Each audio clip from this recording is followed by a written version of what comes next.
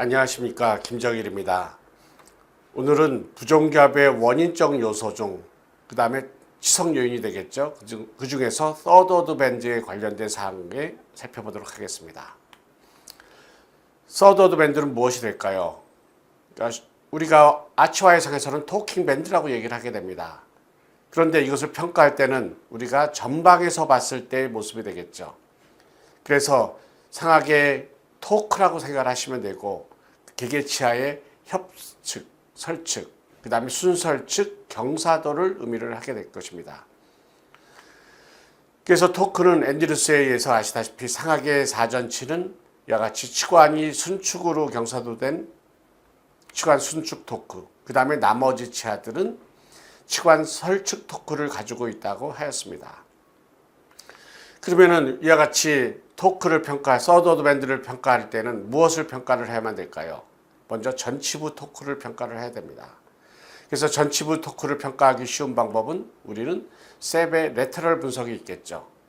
그 다음에 상하계 견치의 토크, 그 다음에 구치부의 토크, 그 다음에 좌우측 토크의 차이에 대해서 살펴보도록 하겠습니다.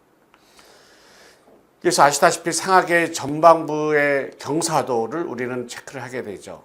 그래서 크레스트 디비전 1인 경우에 있어서는 상하계 전치는 이와 같이 순축 경사도 되어 있고, 그 다음에 크레스트 디비전 2인 경우에는 상하계 전치는 이와 같이 후방 설축 경사가 되어 있다고 하겠습니다. 그래서 이와 같이 상하계 전방부 치아, 하계 전치부의 경사도를 우리는 평가를 해야 되겠죠. 그래서 기본적으로는 앤드루스는 상하계 전치는 플러스 7도를 가지고 있다고 하였습니다. 하계 전치는 마이너스 1도 치관 설측 토크를 가지고 있다고 하였죠. 이를 우리는 다시 한번 셉상에서 평가를 하게 되면은 어펀트 FH가 상하계 중전치는 FH랑 이루는 값이 114도를 가지고 있고, 그 다음에 맨디블라 플랜에 이루는 각도는 90도를 가지고 있다고 하였습니다. 그래서 물론 교합 평면을 기준으로 우리는 평가를 할 수도 있게 됩니다. 그래서 이와 같이 상악 중절치인 경우에 있어서는 우리는 모델뿐만 아니라 셉도 같이 보시면서 여러분들이 평가를 하는 것이 좋겠습니다. 그런데 이 환자는 어펀트 FH가 84도예요. 정상의 경우는 114도가 됩니다. 30도나 상하계 전치는 설측으로 경사도 되어 있어요. 그러면서 정출이 되었습니다. 그러면 어떻게 될까요? 하악은 앞으로 나오고 싶은데 하악이 나오려고 하면 여기에 걸려서 앞으로 나오지를 못하게 돼요. 그러면서 크레스트 디비전 2 부정교합이 될 가능성이 많이 있게 되겠죠. 상악 전치 토크뿐만 아니라 그 다음에는 상악의 견치의 토크도 여러분들이 평가를 체크를 하셔야만 됩니다. SCI, 세지탈 컨딜라 인클리네이션과 상악의 견치의 설면이 평행한 경우, 그 다음에 5도 더 스티프한 경우, 그 다음에 10도, 15도 더욱더 경사도가 치관이 설축으로 경사도를 줄 수가 있게 될 것입니다. 이를 KDX, 하악의 과두의 힌지 엑시스, 접번축을 기준으로 해서 운동을 평가를 하였습니다. 그러면은 이거는 3차원적으로 평가를 했죠. X축, 그 다음에 Y축, Z축이 돼요. X축은 전후방적인 이동이 됩니다. Z축은 하방이 되겠죠. 그 다음에 Y축은 좌우의 이동이 됩니다. 출발점에서 전방으로 이동을 했다가 그 다음에 하방으로 이렇게 이동이 됐다가 원래로 되돌아가는 걸 볼 수가 있어요. 우측과 좌측이 됩니다. 그런데 상하계 치관 설측 토크가 심한 경우, 10도를 더 심한 경우에는 어떻게 될까요? 0도에 비해서 출발점은 처음에 똑같다 하더라도 나중에 하악의 과두 자체가 더 후상방으로 이동이 되는 걸 볼 수가 있게 됩니다. 그러면은 이와 같이 후상방으로 이동이 되는 것은 하악이 더욱더 후방에 위치를 하는 거기 때문에 2급 부정교합이 될 가능성이 많이 있겠죠. 그래서 여러분들이 스티프한 캐나인 가이더스, 이 말은 심하게 상하계 치관이 설축 경사도를 가지고 있는 것이 되겠습니다. 이거는 과두가 후상방으로 이동을 하기 때문에 바람직하지 않게 되겠습니다. 그래서 보시면은 여러분들이 상하계 B-1을 보겠습니다. 상하계 견치가 이와 같이 보시면은 우측인 경우가 상하계 치관이 더욱더 설축으로 경사도된 걸 볼 수가 있어요. 그러면 이 밑에 환자는 B-2는 어떻게 될까요? 상하계 치관이 더욱더 치관이 설축 경사도된 걸 볼 수 있게 됩니다.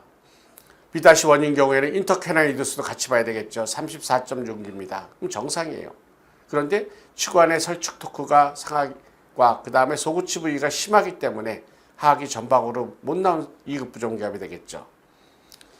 반면에 B-2인 경우에는 인터캐나이드스가 32mm로 작습니다. 그러면서 상하의 견치는 이와 같이 치관이 설축으로 경사도되어 있는 것을 볼 수가 있게 됩니다. 이 환자를 보겠습니다. 10번인 경우에는 상하의 견치가 좌우측이 어떻습니까? 똑같습니까? 다르게 됩니까? 우리는 다른 걸 볼 수가 있어요. 그래서 상하의 치관이 이와 같이 더욱더 우측인 경우에는 더욱더 치관이 설축으로 경사도되어 있는 걸 볼 수가 있게 됩니다. 그러면 정조항은 어느 쪽으로 이동을 할 수가 있을까요? 우측은 1급의 상태가 됩니다. 좌측은 헬프 클래스 2예요. 그럼 아래턱은 자꾸만 좌측으로 이동을 할 수가 있게 되는 것이 됩니다. 그래서 스테이판 캐나인 가이던스, 그 다음에 상하 견치가 과도하게 치관 설축 토크를 가지고 있는 경우에 양측성인 경우에는 2급 부종기압이 될 가능성이 많고, 그 다음에 편측성인 경우에는 정중앙 변이가 될 가능성이 많이 있게 되는 것이 됩니다. 그 다음에 우리는 구치부 토크를 평가를 하게 될 것입니다. 구치부인 경우에는 치관 점진적인 치관 설축 토크가 들어가 있게 됩니다. 그러면은 2급 부종기압을 보겠습니다. 상악과 하악골이 지금 정상의 상태가 돼요. 그럼 2급이면 어떻게 될까요? 상악골이 이와 같이 클 수가 있습니다. 크게 되면은 이를 보상하기 위해서 상악의 소구치, 대구치, 제1대구치는 어떻게 될까요? 이와 같이 치관이 설축으로 경사도될 가능성이 많이 있게 됩니다. 특히 소구치 부위에서 치관 설축 토크를 가질 가능성이 많이 있겠죠.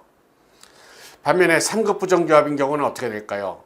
상악이 이와 같이 좁을 가능성이 있게 됩니다. 그럼 좁은 상태에서 이를 보상을 하기 위해서 상악의 소구치들은 제1대구치와 소구치와 그 다음에 제2대구치는 어떻게 될까요? 치관이 협축으로 경사도될 가능성이 많이 있게 됩니다. 그 다음에 네 번째의 경우에는 좌우측의 그 다음에 토크의 차이를 평가를 하셔야 됩니다.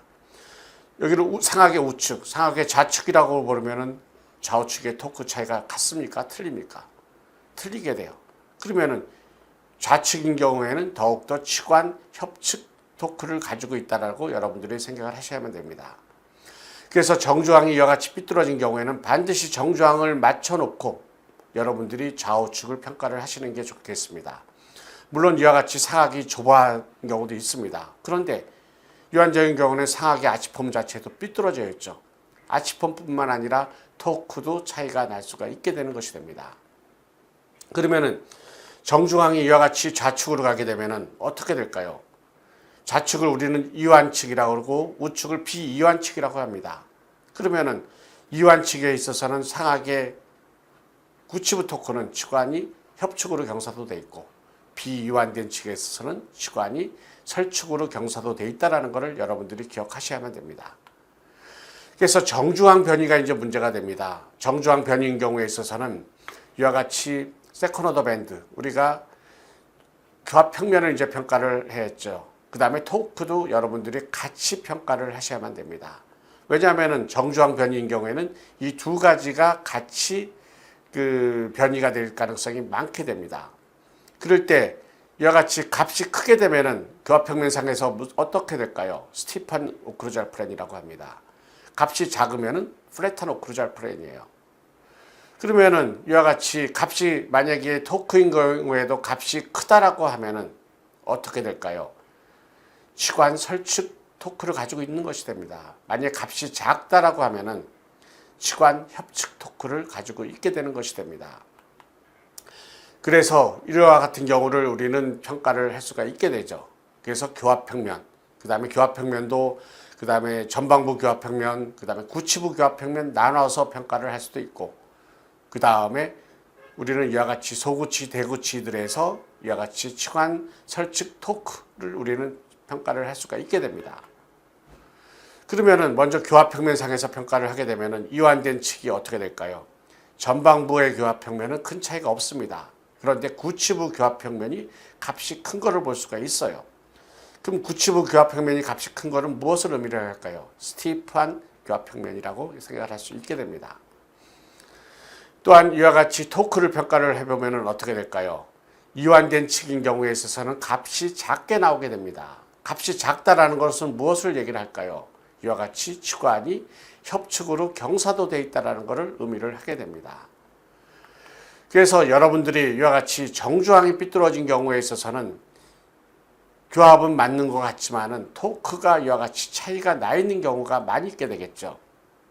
그래서 이 환자는 정주항이 우측으로 갔습니다. 그러면은 이와 같이 10번대인 경우에는 치관 협축 토크를 가지고 있게 되겠죠. 그럼 치료를 하려면은 이와 같이 10번대 치아는 치관 설축 토크를 부여를 해줘야 되고, 반면에 여기 20번대 치아들은 어떻게 해야 될까요?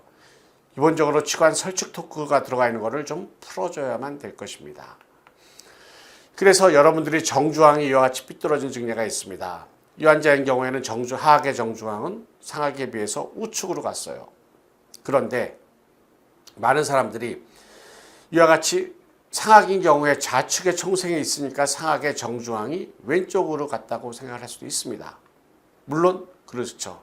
여기서 교합면에서 보게 되면 상악의 10번대에 비해서 20번대에는 총생이 더 심하니까 이와 같이 정주항이 약간 왼쪽으로 간 것입니다.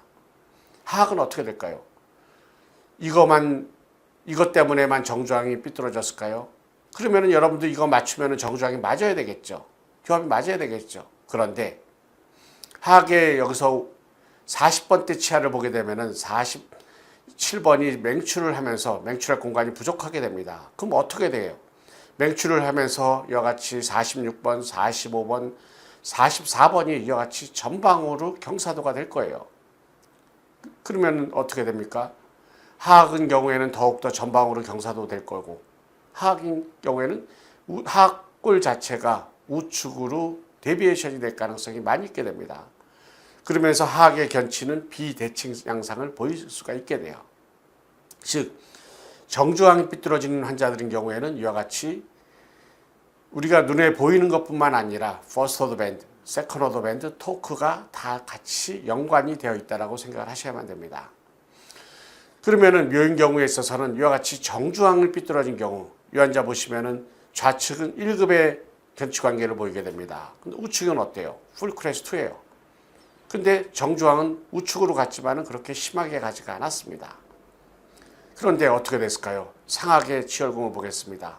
상악의 치열궁은 우측으로 변이가 된 걸 볼 수가 있어요. 그러면은 하악골이 우측으로 간 것에 보상을 하기 위해서 상악골도 같이 보상을 하게 된 거죠. 이때 하악은 어떻습니까? 하악이 46번, 47번이 더욱더 전방으로 위치돼서 근심경사도 된 걸 볼 수가 있게 됩니다. 이때 묘인 경우에 있어서는 우리는 정주항 삐뚤어진 경우에 에티올로지 팩터로서 이와 같이 수직적 요소에 의해서 저루방적인 요소도 바뀔 수 있고 그 다음에 정주항도 바뀔 수가 있다는 것이 기본이 됩니다. 그래서 정주항이 삐뚤어진 경우에 있어서는 여러분들이 퍼스트 오더 밴드 반드시 체크하셔야 되고, 그 다음에 세컨드 오더 밴드 체크하셔야 되고, 그 다음에 토크도 같이 체크를 하셔야만 됩니다. 이 환자 보시면은 10번대와 20번대 보면은 어디 부위가 치관이 더 협측으로 경사도가 되어 있을까요? 10번대입니다. 그럼 정주항은 하악은 우측으로 변이가 될 수 있다는 걸 여러분들이 생각하셔야만 됩니다. 그래서 보시면 좌측은 1급의 견치 관계예요. 근데 우측은 풀 크레스 2 상태를 보이는 걸 볼 수가 있게 됩니다. 우리는 지금 부정기압의 에티올로지 팩터에 대해서 골격적 요소, 그 다음에 치성 요소, 그 다음에 환경적 요소에 대해서 살펴봤습니다.